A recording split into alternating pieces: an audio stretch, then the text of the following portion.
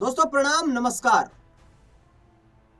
Middle east में जो जंग मची हुई है, कहा यह जा रहा है कि भाई ये महीना, ये माह ए रमजान है।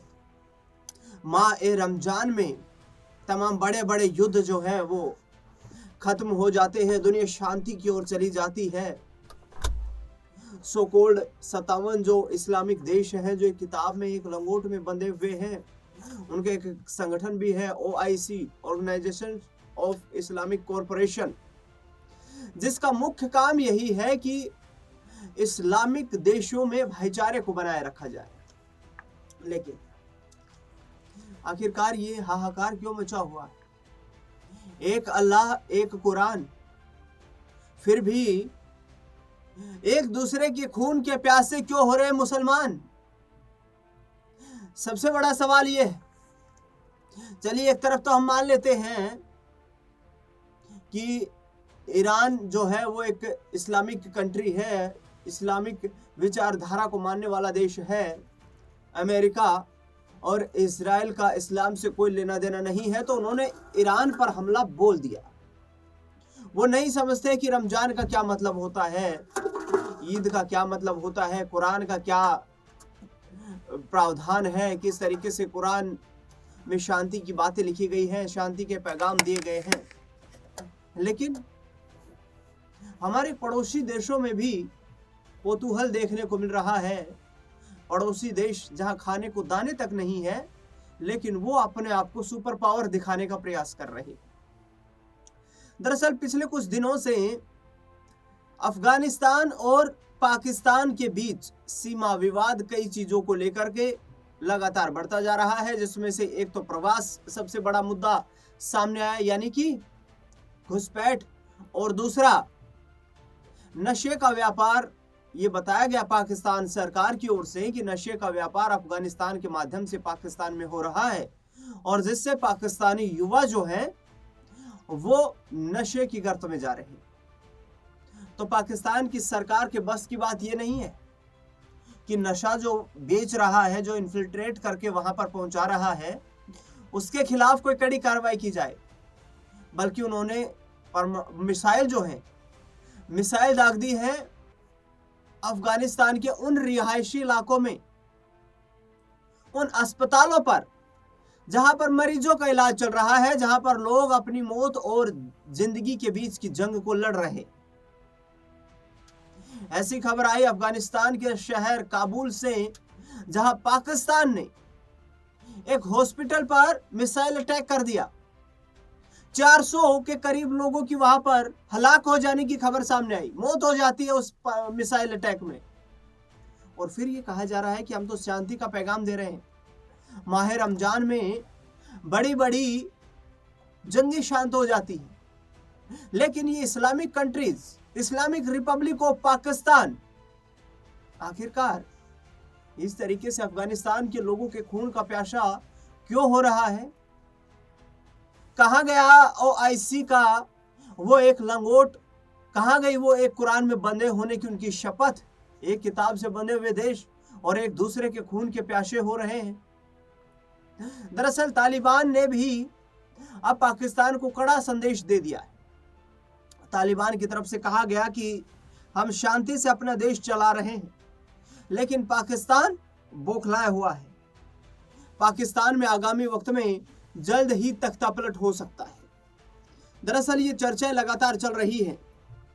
कुछ लोगों का ये भी कहना है कि पाकिस्तान के जो घरेलू सियासी मामले हैं, जो मसले हैं, उन घरेलू सियासी मसलों में अफगानिस्तान की एंट्री से, यानी कि अफगानिस्तान के दखल से वहां की सरकार जो है वो परेशान है। अफगानिस्तान की सरकार जो है उसके खिलाफ जहर उगल रही है, अपने लोगों में जहर फैला रही है।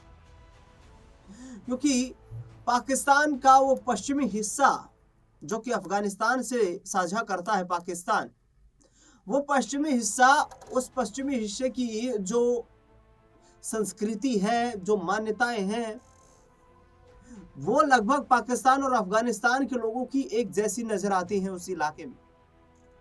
तो आखिरकार क्या तख्तापलट के डर से बौखलाया हुआ शहबाज शरीफ और आसिम मुनीर इस तरीके की हरकतें कर रहा है।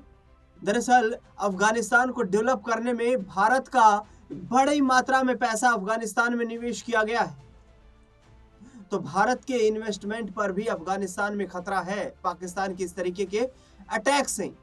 लेकिन वो इस्लामिक कॉरपोरेशन जो 57 इस्लामिक देशों को एक साथ एकजुट रहने के संकेत के साथ आगे बढ़ता है, उस संकल्प के साथ आगे बढ़ता है, चुप्पी साधे हुए है, कोई बात नहीं कर रहा है।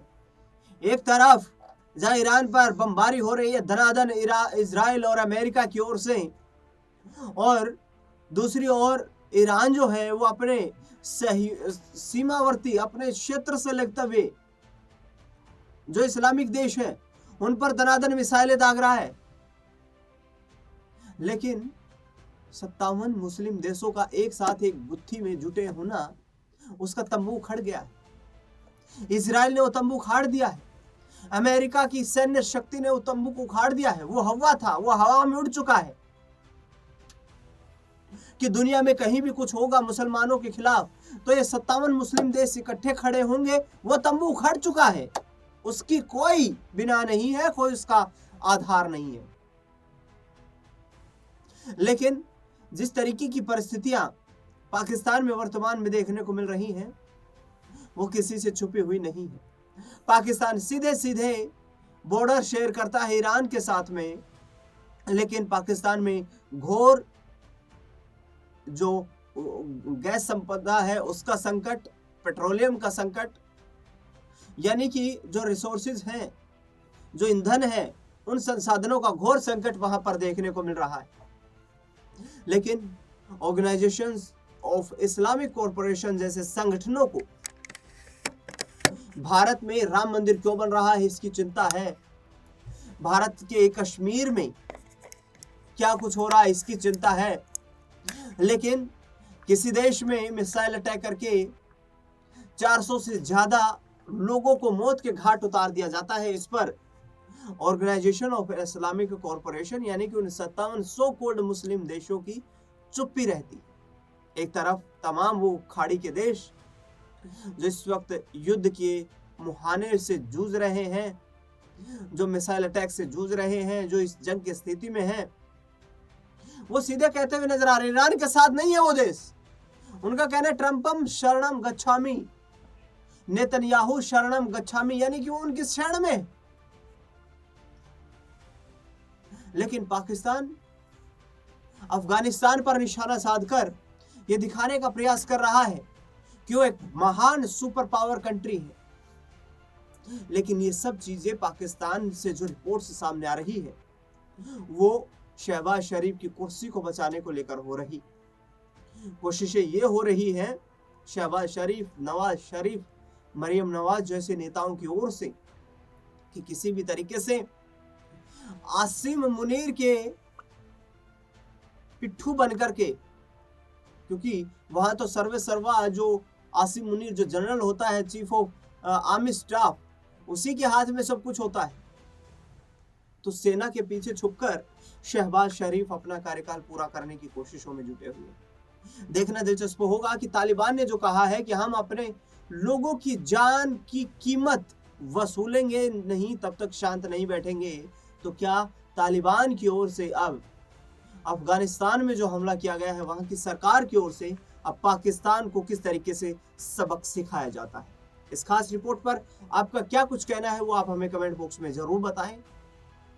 देश दुनिया से जुड़ी तमाम बड़ी खबरों के लिए देखते रहिए SPN9।